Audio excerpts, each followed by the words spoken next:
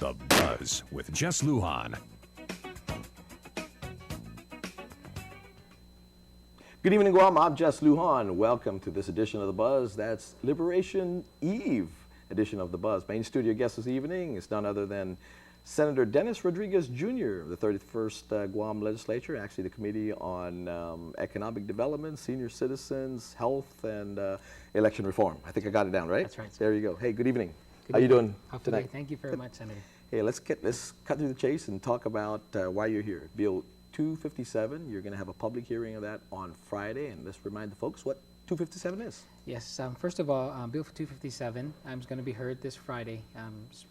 Speaker Pangilinan has agreed to hear it. And this measure is an act to save FQ Sanchez in Umatak from closing. It also identifies a funding source. Actually, I think they voted to close it already. That's right. So it's going to reopen. Hopefully, yeah. this passes. This reopens the school. And so, that's something that is very important for me. Education, everyone always says education is a top priority.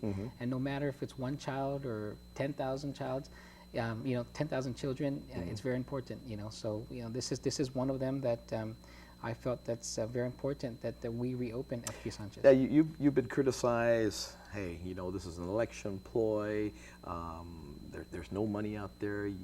You just now came and found $157,000. Where does $157,000 come from, and what made you or prompted you to come to that 157 figure? Okay, thank you, Senator.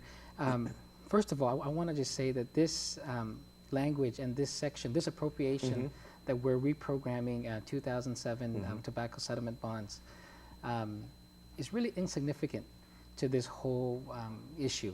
FQ Sanchez operates in a budget of about $864,000 a year, and there was an evergreen report, a third party who did a report for DOE that said if they gave a list of things that DOE could do to save money, and one of them was if you close the school down, then you save about $157,000. And so for many years, this is something that's been talked about and debated upon. And finally, they decided to do it. The board decided to do it this time. But really, when we look at the numbers on what FQ Sanchez, line by line, and looking at it, it's going to be less than $157,000. More like 120, I think. 120 or less, or even less. About 730,000 of that 864 goes to personnel. So these people, even if you close FQ Sanchez, there's no savings. Those people are still going to be employed with the department, are going to be in other schools teaching. Students who are going to be moved to other schools are still going to use power, still going to use water. Supplies are still going to be needed. So basically, the closing of the school, the closing of FQ Sanchez, are not going to disemploy people then. Employees like teachers, nurses, aides, all that, okay, will again be transferred to, as their plan is to go to Marisu Martyrs, right? They're going to be going up there. So that goes to them, that 700,000 figure to run FQ Sanchez follows the employees. That's right. Wherever they may be, wherever they go. That's right. So basically the only shortfall, basically, as identified by the auditors, Evergreen, that was hired at the cost of how much? It was a significant amount, and so more than 157,000. That's right. And so I think what is happening here is that because they're such a small community, they're the easiest one to easiest cut. Target. They're the easiest target. And so when I saw this, and yes, I just came in. It's my first term. But this is something that I made a commitment to the people, that I'm gonna look out for them, and this is something that must be done. Now, let me ask you this, because you've also been criticized and say, how can you do this? It costs about $16,000 per student to educate them based on the total budgeting for the Department of Education.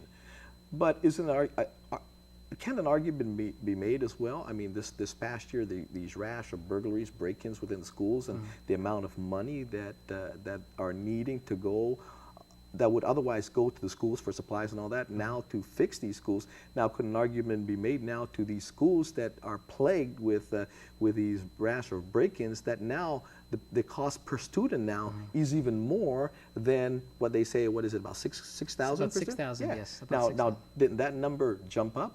If you have a performing school, and FQ is a performing school, right. That's right, they are. If you have a performing school and you're going to shut down based on the fact that that you don't have as many students, could an argument be made as well that you should shut the school down too, because it's really not performing in a sense compared to FQ's SAT test. Likewise, that this school is plagued with a rash of break-ins and is really costing DOE a lot of money. The other guys go to the other schools, distributed to the other schools. That's right, and you know, you talk about the performance of FQ Sanchez students. This is a role model school.